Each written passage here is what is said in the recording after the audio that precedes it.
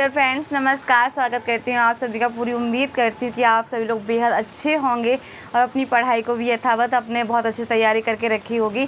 अब यहाँ बात आती है कि एग्ज़ाम का समय नज़दीक आ रहा है। हालांकि अभी भी अच्छी तरीके से हमें ये क्लियर नहीं कि एग्ज़ाम की जो डेट आई है उस डेट पर एग्ज़ाम हो भी पाएगा कि नहीं। सुनने में यही आ रहा है कि एग्ज़ाम सेंटर अभी मिल नहीं पा रहे हैं, तो संभवतः क्या ही हो। हालांकि एग्ज़ाम होगा, इसमें कोई टेंशन लेने की बात नहीं है।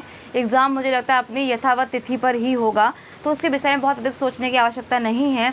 मैं एक महत्वपूर्ण बात ये करूँगी कि अधिकांश जो हमारी पढ़ाई का अंतिम समय है, अंतिम समय इसलिए कह रही हूँ क्योंकि अप्रैल लगभग आधा जा चुका है, तो 10-11 तारीख निकल चुकी है अप्रैल में, तो अब समय बिल्कुल भी नहीं है। केवल अप्रैल का हम समय मान के चल रहे हैं। तो इस कम समय में हमारी कोशिश ये रहती है कि हम 100% याद कर लें और उसी उधेड़ बुन में लगे रहते हैं कि चीज़ें हमसे मिस क्यों हो रही हैं, हमें याद क्यों नहीं हो रही हैं, हमें तो 100% पूरा याद होना चाहिए। तो भाई, हम इंसान हैं और इंसान की फितरत होती है कि हर चीज़ वो अपने दिमाग में स्टोरेज करके नहीं रख सकता है। तो इस चीज़ को भी बहुत साधारण से शब्दों में समझ लीजिए कि आप हर एक चीज़ को 100% दिमाग में स्टोर करके नहीं रख सकते हैं। तो जिन चीज़ों के पीछे हम भाग रहे हैं कि 100% हमें याद हो जाए, कोई कमी ना हो, सब कुछ हमें पता हो, तो ऐसा होता नहीं है। सच्चाई यही है, यदि आपने अपने सिलेबस को 7 से 8 बार पढ़ा है तो आपको बहुत अच्छे से लगभग 70 से 80% चीज़ें आपकी क्लियर होंगी। 100% नहीं हो सकती, क्योंकि रीज़न है, दिमाग है, इंसान है, बहुत सारी चीज़ें आती हैं जाती हैं, स्किप होती दिमाग से।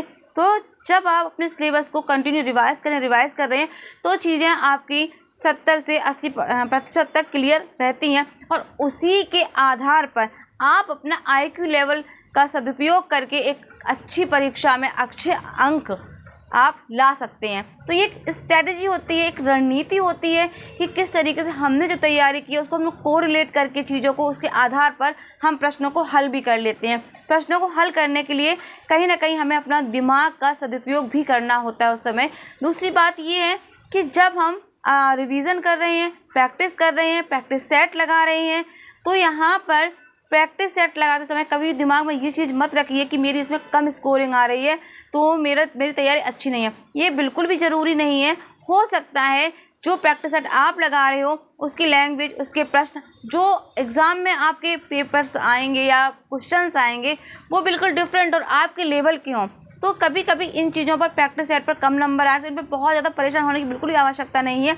बस प्रैक्टिस सेट इसलिए लगाइए कि आपका रिवीजन हो, आप प्रश्नों से रूबरू हो, ये सोचकर प्रैक्टिस सेट लगाइएगा।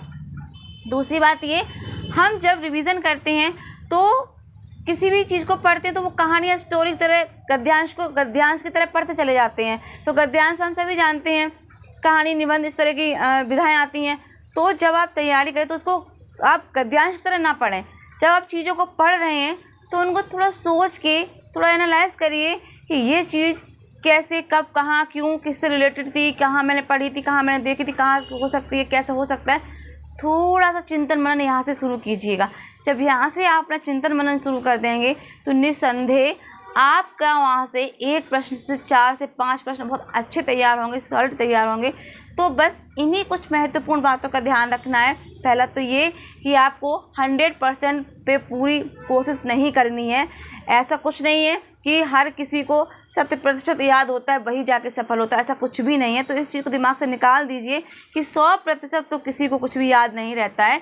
बस 70 से 80 या 60 से 70 जो चीज़ें क्लियर होती हैं उन्हीं के आधार पर अपना दिमाग का प्रयोग करते हुए हम चीज़ों को आगे ले जाते हैं। दूसरा यही, यदि आप प्रैक्टिस सेट लगा रहे हैं तो इस भरोसे बिल्कुल मत रहिए कि मेरा कम स्कोरिंग हो रहा है, डिप्रेस हो रहे हैं, परेशान हो रहे हैं, क्या होगा कैसे। बिल्कुल भी सोचने की आवश्यकता नहीं है।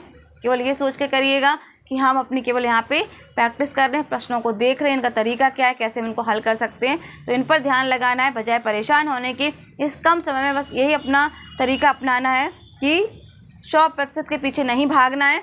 जितना आपने कर लिया है उसको बहुत अच्छे से तैयार रखिए, सॉलिड करिए, चीज़ों को समझ के फिर उनको रिवीजन करिएगा। तो आज के लिए इतना ही। आई होप कि मेरी बात आप लोगों को अच्छी लगी होगी, एडवाइस अच्छी लगी होगी। तो कमेंट्स में ज़रूर बताइएगा। बाकी सेहत का ज़रूर ख्याल रखिएगा, क्योंकि आप स्वस्थ रहेंगे तो ही आपका स्वस्थ मस्तिष्क काम कर पाएगा। तो यहाँ पर अपना ख्याल रखते हुए और अच्छे से पढ़ाई करिएगा। इसी के साथ वाणी को दूंगी विराम। नमस्कार, जय हिंद, जय भारत।